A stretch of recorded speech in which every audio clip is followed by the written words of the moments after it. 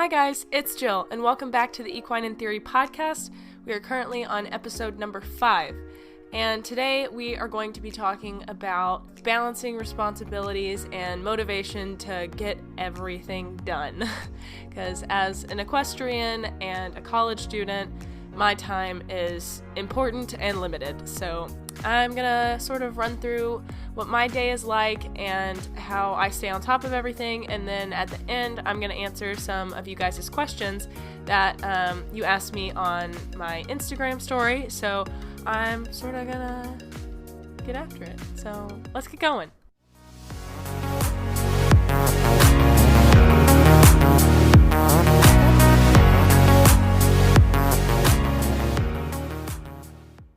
Okay, so we're gonna try and tackle this topic that I keep having to refilm because it's so easy to get off topic and say irrelevant information, so I'm going to try and stick to my topics here. But first I want to talk about sort of what my schedule is like my to-do list, if you will. So I am currently taking 12 hours of a course load. I was taking 15, but there was an issue with the syllabus, and I didn't see where the work was, and I ended up having to drop the course because the professor was like, don't email me if you missed an assignment, it counts as an absence. And I was like, okay, you know what, I'm not gonna bother him, I'm just going to drop the class. And but I normally take 15 hours, but I'm taking 18 next semester to make it up. But anyway, for the most part, I have classes that I have to go to. I have my horse to work with. I have Mac, who is the other positive reinforcement horse alongside mine, which is Zoe. And then I have, I've got V-Style, Beauty, Twinkie, Dave, Cricket, Maze, and I think that's it. I think that's everybody that I have to ride regularly. My boss also just got a new horse, so I might be riding him here and there. The point is, I have a lot of horses to ride. So between college, Zoe, Mac, the horses I have to ride, and then posting on Instagram every single day, posting on YouTube every Monday, and posting a podcast every Tuesday, with also having to do homework, I have to be very careful with my schedule. And that's not to include the chiropractic appointments or when I used to get my nails done. I have not got my nails done in a while due to lack of funds and lack of time. So I do the best I can with everything. Right now, my schedule is pretty much that Monday, Wednesday, Friday, which we're going to call the odd days because there are 3 of them and 3 is an odd number. And Tuesday, Thursday are the even days because there are 2 of them and 2 is an even number. But that's, I don't know, I'm weird about stuff like that. But Monday, Wednesday, Friday, the odd days, I have a 10 a.m. and a 2 p.m. class. And then the even days, I have just one class. And you know, it gets canceled a lot because my professor's like, I have a conference, I'm sick, I don't feel like coming. So they just assign a video online, and which is cool with me if I don't have to drive all the way there, because it's an hour round trip. It's pretty much 25 minutes there, 25 minutes back. So just a little shy of an hour. And if I stop to get lunch, then it is an hour. So that's a big chunk out of my day, especially on the odd days, because I have to go to school twice. So I have to 30 minutes there for 10 a.m., 30 minutes back, then I hang out here for a while, and then 30 minutes there, 30 minutes back for my 2 p.m. So on the odd days, I pretty much just do Mac and Zoe, because that's really all I have time for. I don't have time to go get several horses, tack them up, ride them, and then be done. And, I do what I can in the afternoons as well. Because I'm not responsible for feeding or anything like that. So I'm pretty much just here to, quote-unquote, train the horses, says the amateur. But, so I know my situation's a bit unique because my job is to work with horses, and so I don't have a retail or fast food job to do where I can't be here. So it makes it a lot easier.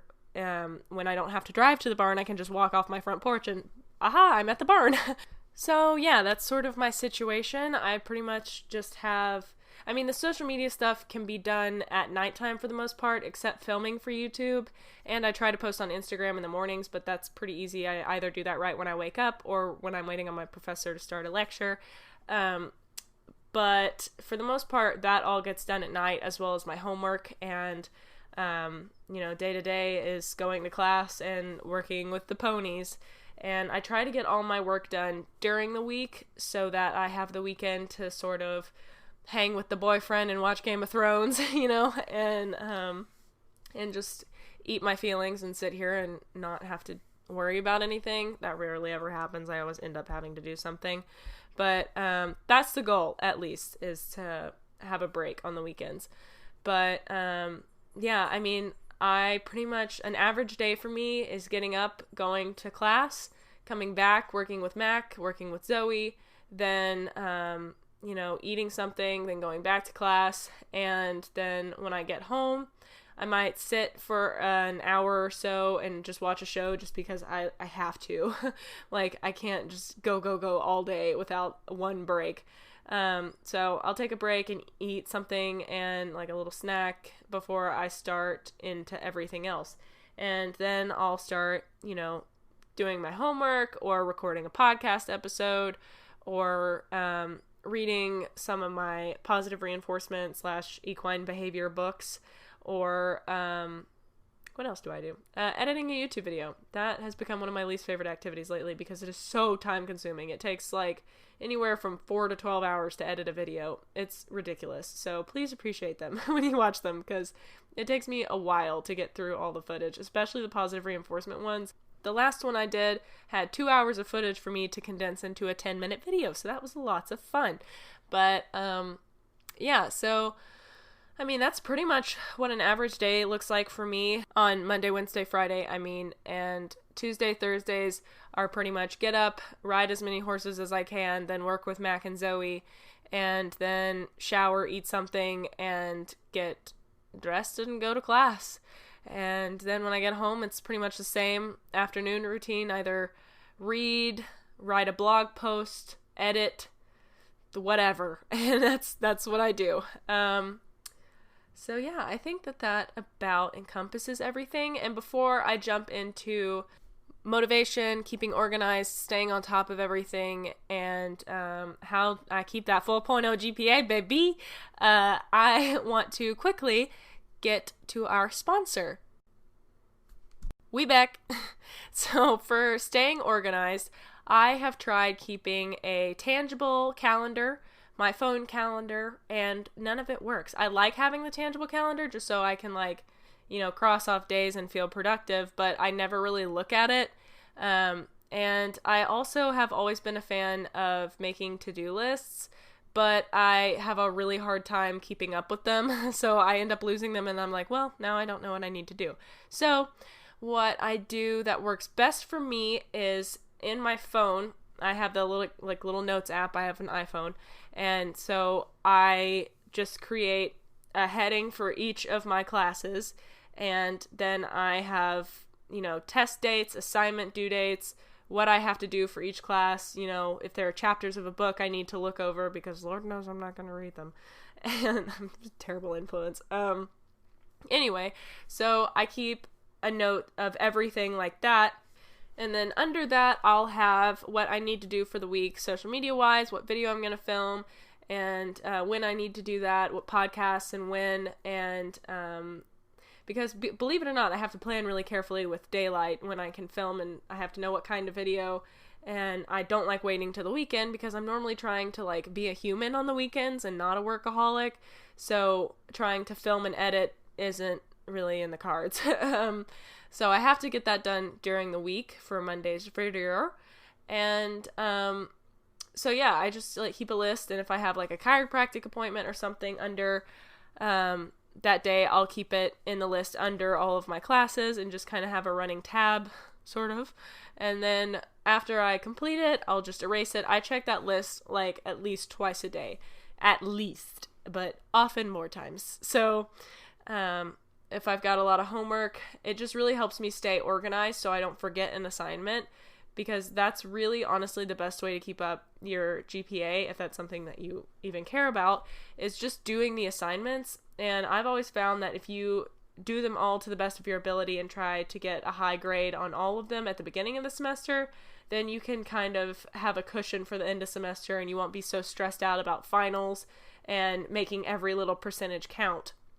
And I mean, I'm not saying slack off and don't do your assignments, but it helps alleviate the stress a little bit, coming from a very stressy person. So make sure to keep a list of everything, stay on top of your assignments, at least at the first of the semester, and really just get everything done. And that's really the biggest thing. And some of my professors have tons of assignments and little assignments that help you a lot with your grade. And then some professors only have exams and attendance. And you do what you can. And if you make a bad grade on one of those exams, then you better have A's on the rest of them so you get a passing average. But for the most part, just stay on top of everything, keep a list, and you should be fine. So that's sort of my tip on that. I often get asked on as far as motivation, and I want to talk about two aspects of it. The first being that, like, there obviously I can only speak for myself, but I have a lot to do in a day and over several days. So staying motivated to keep on top of everything and not just be like, well, I don't need a YouTube video this week, or, well, I'll skip the podcast, or, well, I don't really feel like doing that homework, so I'm not going to do it. I honestly can't explain it. I have always been someone who just, no matter how much I didn't really want to do something that I knew I needed to do, I would just do it anyway. And I know that may not make a whole lot of sense, but I've just been like, I want a high grade. I want to keep up with my social media, and I want to keep in touch with you guys and, stay consistent with it. So I'm just going to do it no matter how much I don't want to or don't feel like it right now. And, obviously with YouTube, sometimes that doesn't happen. And most of the time it's just because I could not find a time or idea to film that week.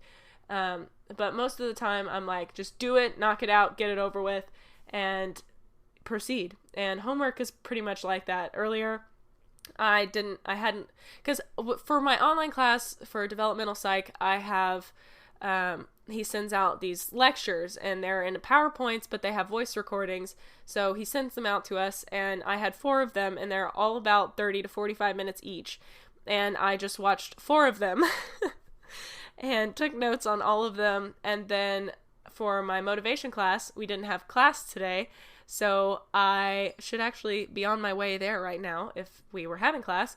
But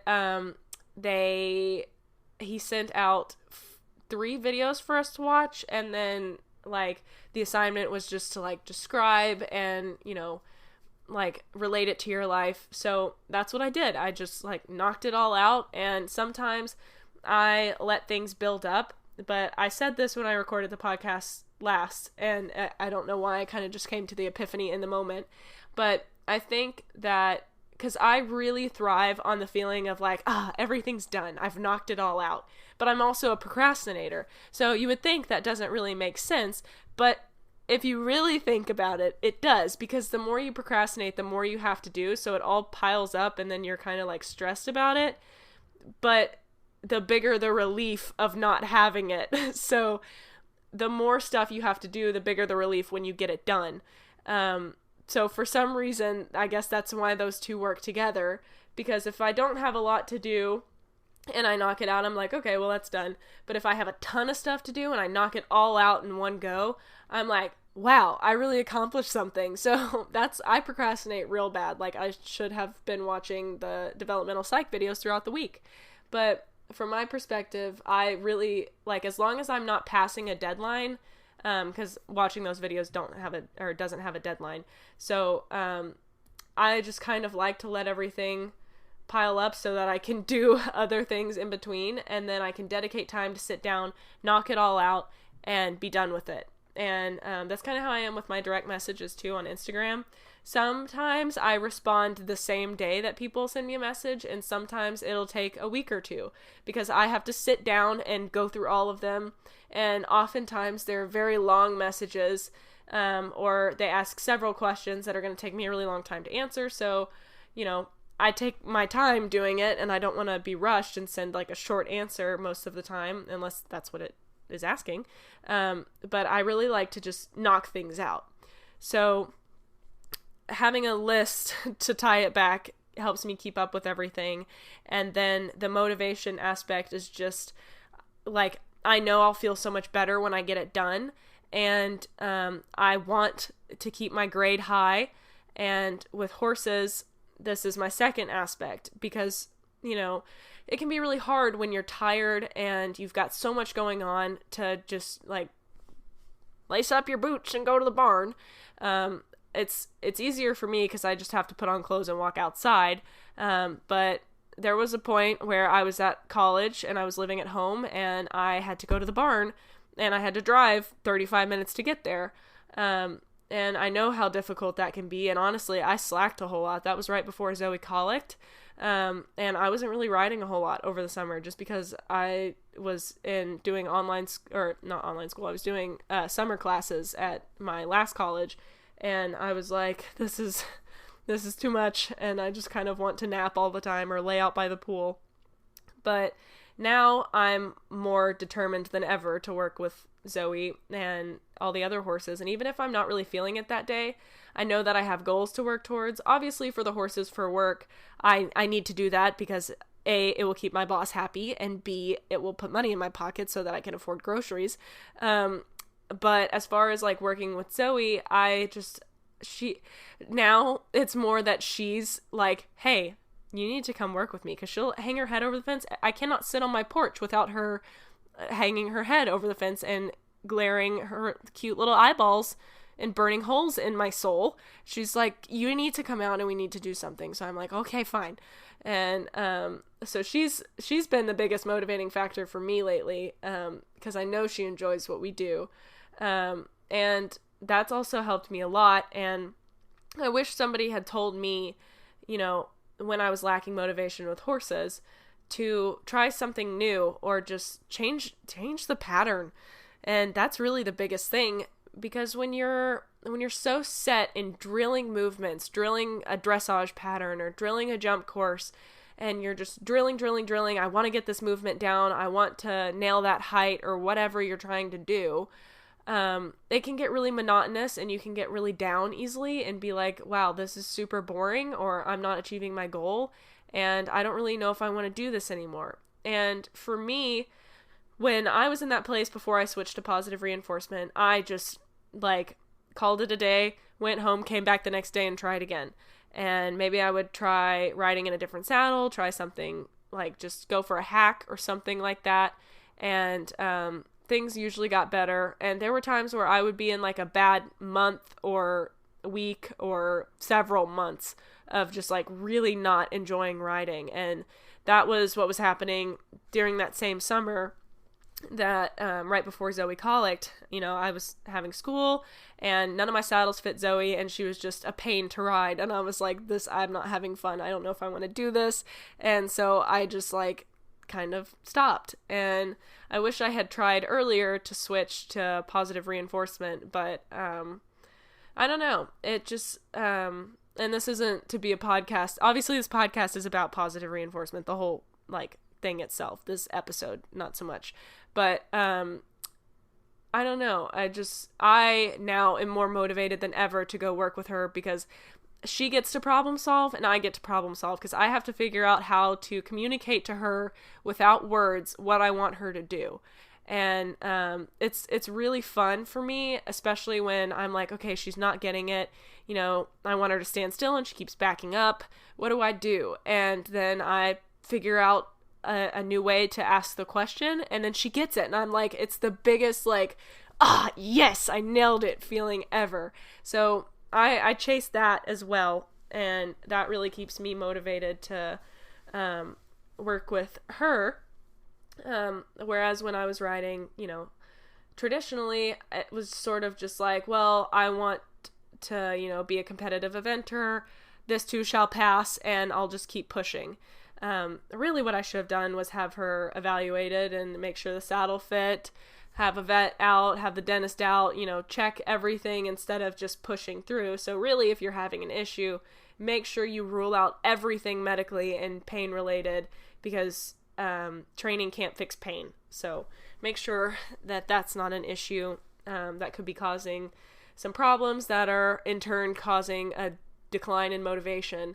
But yeah, I don't know. Just try and set yourself up for success. And if it's something that you just genuinely dread doing, see if you can find a way to make it more fun for yourself. Maybe incorporate something that you like to do, or reward yourself after with, your favorite cookie or ice cream, or go out to get dinner with your family, or something that you like to do after you accomplish the task that's maybe not so fun. Or if you just really can't get into it, there are other things out there to do. And I'm talking about, like, if riding isn't your thing, then try something else. Maybe try just playing with your horse on the ground. Personally, I find that more enjoyable than riding the other horses out here. And then even I did riding Zoe, and I find it super fun to work on the ground. And riding is just kind of like, I don't know, I guess where it all comes together. And so, I don't know, I like the problem solving, let's work on this aspect a whole lot. But I don't know, that's sort of my thing. Motivation is a tricky topic. It's really just about your goals, and keep your eye on them. And if what you're doing isn't going to help you achieve that goal, then maybe revise it and reevaluate, see if that's really something that you need to be doing. And yeah, so I think that's about it for motivation. And really my biggest tip, I'm sorry that I don't have a ton of tips on how to stay on top of things, but my biggest one is just keep a list of everything. Go through the syllabus and write down everything that you're going to need for that week or the next week, and just keep on top of it. And that's really the only thing that I do to stay on top of everything. I hate to say it. But now let's jump into some questions from Instagram from you guys. Let me read through some of these. Most of them are all the same: how to do consistent work with the horses while also doing life. And really it's just, the other thing I do aside making a list is at night I'll lay down and plan out my day, time by time. And I don't know if that's a super type A thing to do, but I'm just okay, I have to be at class by 10, so when I get back I'll have this amount of time to eat, and then I can work with so-and-so for this long and so-and-so for this long before I have to leave. And I sort of just make a little plan. And sometimes I have to write it out, but most of the time it's just mental before bed. Motivated to go to the barn after a long day at school. That one is really difficult for me. When it's been a really long day of running errands or being at class, because, my schedule's not always been this one, and I've had really long days and then had to ride after, and it can be really difficult. But, you really don't even have to, I don't know, maybe I'm not answering the question in the way that you would like, but you don't really have to ride. You can just go hang out with the horse and not do something super exertional? I don't know how to make that an adjective. But something that doesn't require a whole lot of exertion. There we go. And that's why I like the positive reinforcement too, because it's more brain work for you and the horse than it is, physical. And I don't know, I am always kind of if you're not really feeling like riding after you've done everything, then maybe you're not enjoying it to the fullest extent. Because, we all started riding because we love riding horses, but if after class that's not the thing that you're really excited and rushing to go do, then maybe try something else. I know I'm sounding like a broken record here at this point, but if you're not looking forward to riding, then maybe it's time to change things up a little bit. How do I make time to study before tests and still ride? Again, I'm probably not going to be super helpful. I don't really study for tests. The night before, I will go through the study guide, if there is one, and highlight the parts of my notes that answer those questions, and then look over that. But some of my classes don't have study guides, And for that, I'll read over my notes the night before. And then when I go to class, I'll rush over them right before I'm about to take the test.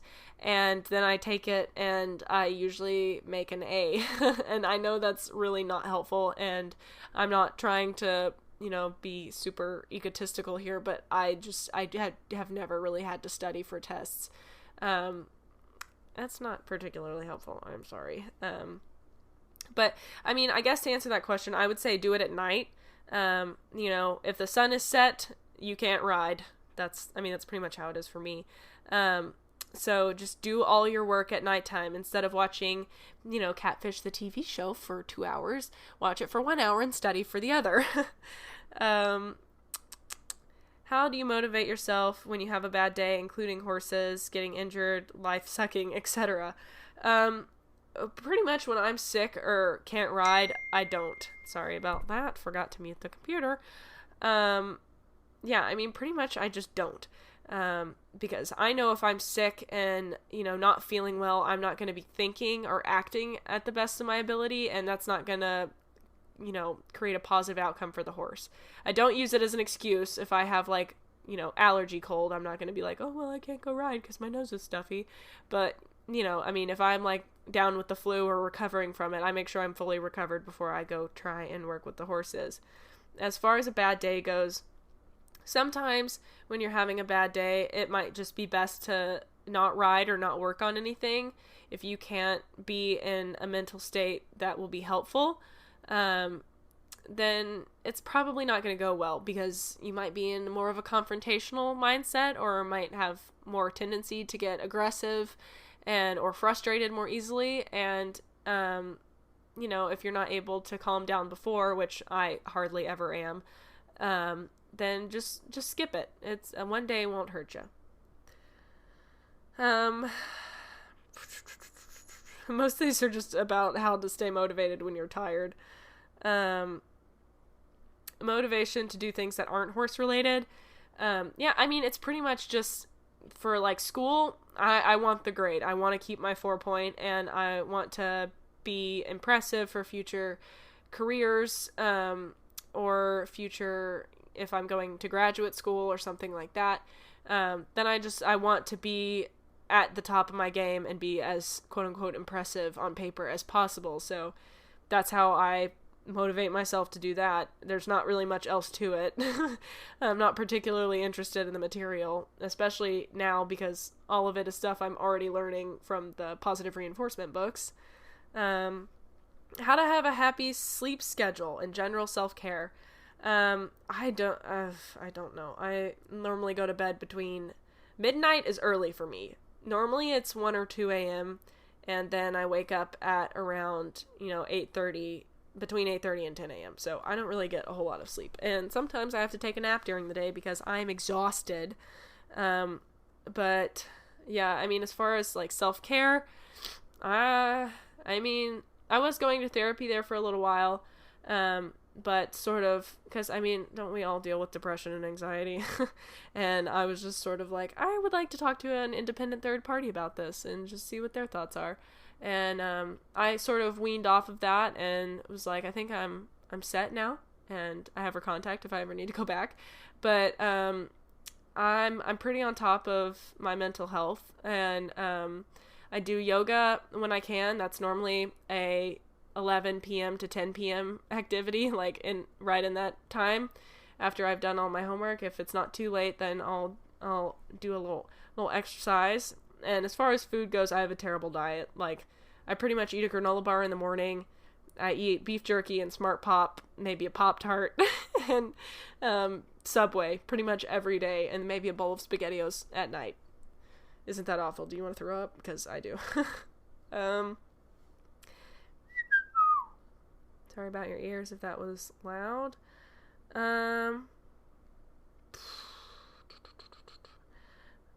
All of these are pretty much the same. Oh, I guess this one, it doesn't really have to do with the topic, but what made me want to go to school for psychology? Originally, I wanted to be in the FBI, and that still might be a career path. I'm not 100% sure for or against it, but that was why I wanted to go for psychology. But it also worked out because I'm really into behavior modification, behavior analysis, and, behavioral issues with animals. So it's all in the same vein. So it worked out.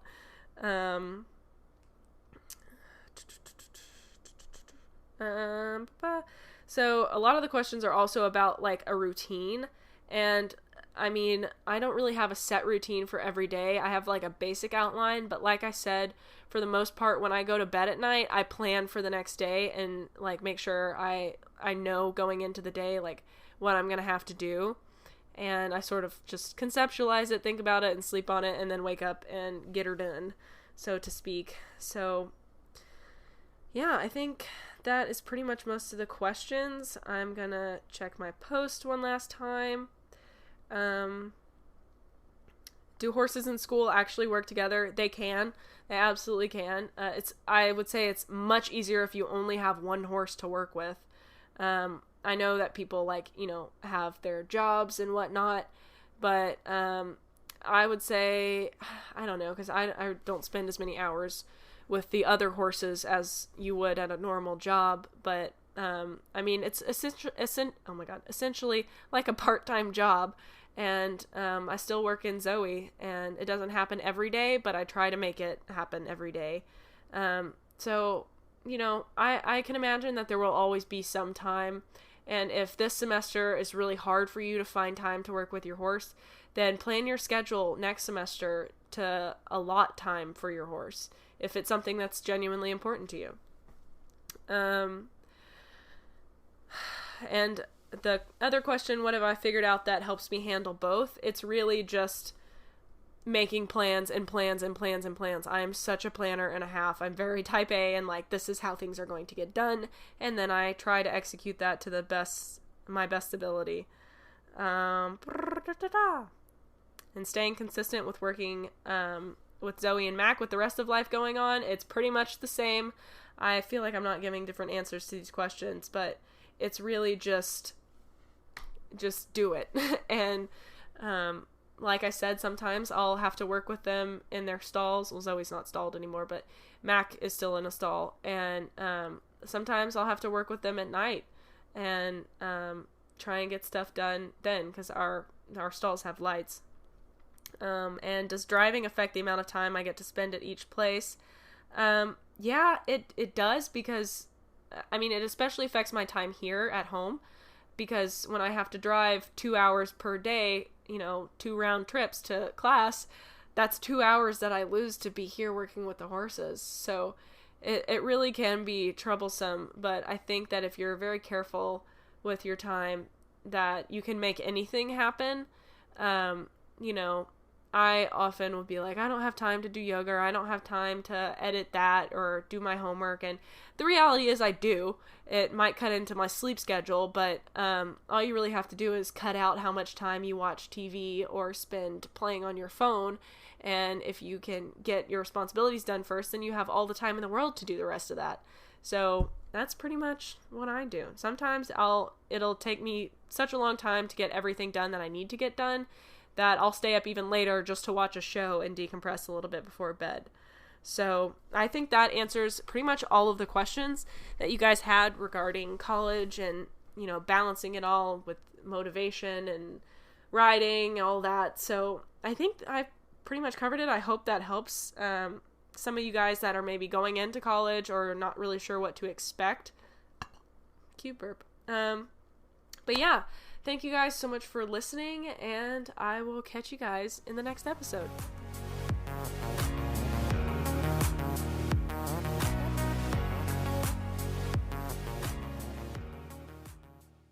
Thank you guys so much for tuning in to this week's episode of Equine in Theory. If you would like to see more from me and the horses, be sure to check us out on social media platforms like Instagram and YouTube at JETEquiTheory. That's JETEQUITHEORY.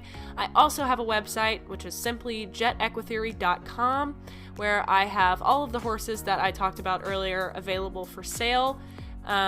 I have a glossary of all of the words pertaining to operant conditioning and positive reinforcement, if that's something that you've been perhaps a bit confused about. Also have an entire podcast episode on that. And I also have an entire resource page where I link to clickers, treat pouches, other equine positive reinforcement podcasts, all the books you could need to get started, and lots of really helpful resources. So if that's something you're interested in, please head over to my website. I also have a blog on there. One of my latest blog posts I posted about why I haven't been riding Zoe or Mac, and predominantly Zoe, really. And also have a podcast and a blog post detailing about why use a clicker. So make sure that you check those out. They are there for your convenience, created by somebody who had no idea what they were doing for somebody who has no idea what they're doing. I really wanted a place where I had everything I needed to know all in one place, so that's what I made. So make sure you check all of those out, and I will catch you guys next Tuesday. Thanks so much for listening, and have a great day/night.